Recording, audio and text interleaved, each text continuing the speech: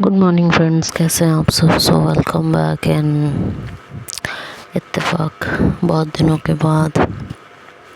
Sorry आप लोगों को बहुत इंतज़ार कराया। तबीयत इस बार ऐसी बिगड़ी है, अब जाके थोड़ा बहुत सुधार हुआ है।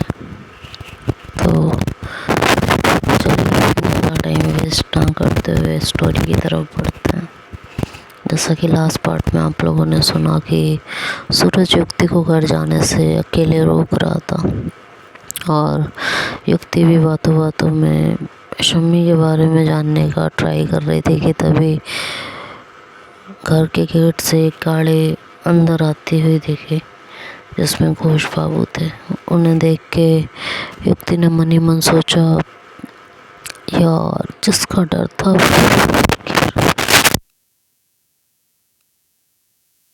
अब घोष बाबू मेरे बारे में क्या सोचेंगे, मैं उन्हें क्या कहूँगी, मैं कैसे उन्हें फेस करूँगी, क्या बोलूँगी उनसे। खैर गाड़ी रुकी तो घोष बाबू उतरे। सूरज और युक्ति को वहाँ खड़े देख पूछा कि कहाँ जा रही हो। तो सूरज ने कहा जाना था, सूरज से पूछा कि कहीं जा रहे हो क्या। सूरज ने कहा जाना था पर अब नहीं जाऊंगा। घोष बाबू ने कहा क्यों। युक्ति ने उन्हें नमस्ते की तो उन्होंने जवाब देते हुए पूछा कि क्यों। सूरज ने कहा युक्ति दीदी को छोड़ने जाना था पर शम्मी दीदी ने कहा था कि गाड़ी से भिजवाना। गाड़ी थी नहीं तो मैंने सोचा कि तभी सूरज ने इतना ही कहा कि घोष बाबू ने अपनी तरफ से बात पूरी की और कहा कि और तुमने सोचा कि तुम अपनी गाड़ी से छोड़ाओ, है ना। हाँ ये कहते हुए उन्होंने आगे बात कही कि दीदी के हनुमान बाद में बनना, पहले गाड़ी से सामान निकालो, ठीक है। और देखो आज मैं बढ़िया वाली रोहू फिश लाया हूँ, उसे बनाने की तैयारी करो।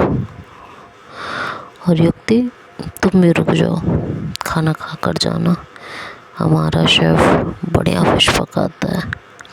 युक्ति ने कहा कि नहीं सर, मेरा मतलब अंकल, मैं फिश नहीं खाती, लेट भी हो गया है, अब घर जाऊंगी, नहीं तो डांट पड़ जाएगी।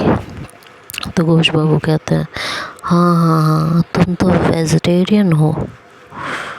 फिर ड्राइवर से कहते हैं कि तुम इसे घर छोड़ कर आओ।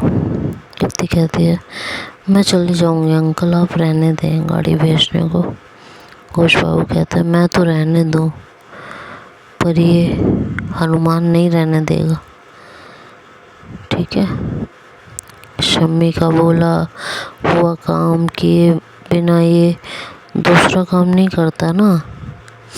तुम नहीं जाओगी तो मुझे फिश खाने को नहीं मिलेगी, तुम जाओगी नहीं तो ये इधर उधर आफत मचाता फिरेगा और मुझे चैन से खाने नहीं देगा, तो तुम गाड़ी में जाओ।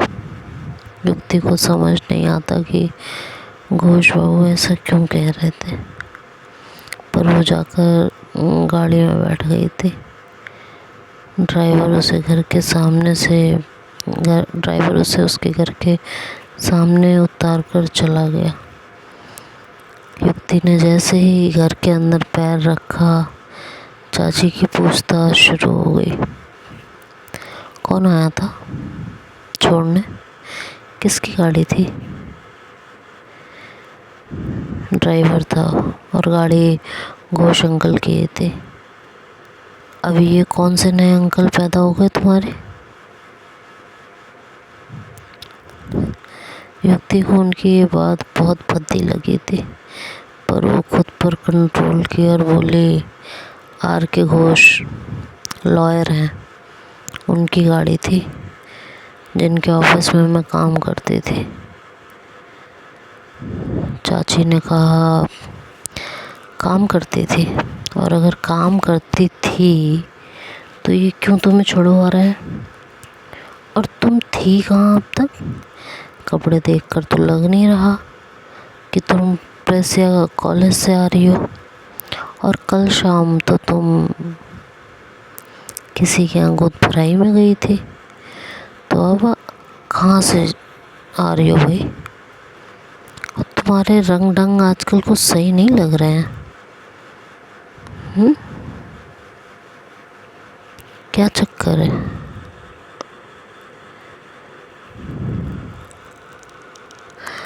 बोलो, कहाँ कहाँ कट रहे हैं तुम्हारे दिन आजकल और रातें? कुछ ज़्यादा ही उठ रही हो। युक्त को चाची की बातें और बोली दोनों ही चुभ रही थी। उसे अपना सर घूमता हुआ सा लग रहा था, तो इरिटेट होकर बोली कि चाची चिल्ला क्यों रही हो, आराम से बोल लो। एक तो मेरा सर दर्द हो रहा है पहले से ही, ठीक है, ऊपर से आप चिल्ला रही हो। तबीयत ठीक नहीं है मेरी, मैं सोने जा रही हूँ। आपके सवालों के जवाब जब उठूँगी तब दे दूँगी, समझी? ये कहकर युक्ति अपने कमरे में जाकर दरवाज़ा बंद कर लेती है। युक्ति उनकी बातें और टोन सुनकर गुस्से में थी, पर गुस्से पर कंट्रोल करते हुए उसने ये सारी बातें बोली थी, पर फिर भी जुबान पर गुस्से का असर आ ही गया था। चाची भड़की हुई थी, तब उन्हें और भी मसाला मिल गया। वो बड़बड़ा रही थी कि इस लड़की के पर निकल आए हैं, नौकरी करने लगी है तो ज़्यादा उड़ने लगी है, अब तो जवाब भी देने लगी है। युक्ति ने तकिया उठाया और अपने कानों को ढक लिया और ऊपर से कंबल ले लिया। आवाज़ें आनी बंद हुई तो उसका गुस्सा भी धीरे धीरे शांत होने लगा, और अब युक्ति को लगा कि उसने ज़्यादा बोल दिया, तो सोचने लगी यार क्यों बोला। मैं सिचुएशन कामली हैंडल कर सकती थी, पर अब बात का बतंगड़ बन गया है। देखो आज घर में कैसा बवाल होता है। सोचते सोचते युक्ति की आंख लग गई। आंख खुली तो दरवाज़ा पीटा जा रहा था। युक्ति कुछ पल लेटी रही, फिर बोली खोलती हूँ। बाहर से आवाज़ आई जो उसके कज़न की थी। उसने कहा पापा बुला रहे हैं। युक्ति ने कहा हाँ आती हूँ। युक्ति ने अपना सर पकड़ लिया और बोली चलो अब झेलो। और तो जवाब युक्ति। खैर उसने अपने कपड़े ठीक किए और सोचने लगी कि क्या क्या कहना है, और कमरे से बाहर निकल आई। चाचा ड्राइंग रूम में बैठे थे। जाकर उनसे पूछा कि आपने बुलाया चाचा जी? चाचा जी उसे कुछ पल देखते रहे, फिर बोले तुम्हारी चाची गुस्से में है, तुमने बहस की, बदतमीज़ी करने लगी हो और जवाब भी देने लगी हो। नौकरी करने लगी हो तो घर में सबको रौब दिखाओगी, उल्टा जवाब दोगी। तुम नौकरी कर रही हो तो कहीं भी कभी भी आओगी जाओगी, कोई तुम्हें रोकेगा या टोकेगा तो उल्टा जवाब दोगी। व्यक्ति ने कहा मैंने किसी को ना तो उल्टा जवाब दिया है, ना कोई बदतमीज़ी की है, और कहीं आती जाती हूँ तो बता कर जाती हूँ। चाची ने कहा देखो कैसे बातें बना रही है, कितना झूठ बोल रही है। ये लड़की कल कॉलेज से आने के बाद से गायब है, और आज भी घंटा भर पहले लौटी है। मैंने पूछा कहाँ थी तुम, ना तो कॉलेज गई हो और ना ही ऑफिस से आ रही हो, कहाँ थी अब तक? तो कहती है चिल्लाओ ना, मुझसे कुछ मत पूछो, और अपने कमरे में चली गई। पता नहीं कहाँ कहाँ घूमती रहती है, कुछ पता नहीं होता है इसका। तुम ही बताओ, तुम्हें मिलती है लड़की कभी? कभी दिखती है तुम्हें घर में? युक्ति ने कहा चाचा चाची आप अभी भी चिल्ला रही हो, और तब भी ऐसे ही चिल्ला रही थी, और मेरे सर में दर्द हो रहा था, इसलिए आपसे कहा था कि चिल्लाओ मत, आराम से बात करो, पर आप और ज़्यादा चिल्लाने लगी। तो मैं अपने कमरे में चली गई, क्योंकि मेरी तबीयत ठीक नहीं थी। बस इतना ही कहा था मैंने, इसके अलावा कुछ नहीं कहा। और इसे बदतमीज़ी नहीं कहते। बदतमीज़ी तो वो है जो आपके बच्चे आपके साथ करते हैं, और मैं कल आपको बता कर गई थी। वहाँ से मुझे प्रेस जाना था, पर मैं नहीं जा पाई, मेरी तबीयत ख़राब हो गई थी। सुबह भी इसीलिए लेट आई थी। चाची ने कहा देखो देखो कैसे ज़ुबान चल रही है। युक्ति ने कहा मैं ज़ुबान नहीं चला रही, आपकी बातों का जवाब दे रही हूँ। चाचा ने कहा तुमसे जवाब मांगा है किसी ने? युक्ति ने कहा तो यहाँ बुलाया किस लिए था? चाचा ने कहा बताने के लिए कि आज से कहीं भी आलतू फालतू की जगहों पर जाना बंद, बस कॉलेज और प्रेस, इसके अलावा कहीं भी नहीं, और दोबारा मुझे ये सब सुनने को ना मिले। युक्ति ने कहा आपको कैसे पता मैं आलतू फालतू की जगहों पर आती जाती हूँ? मुझे जहाँ ज़रूरी लगेगा मैं वहाँ जाऊँगी।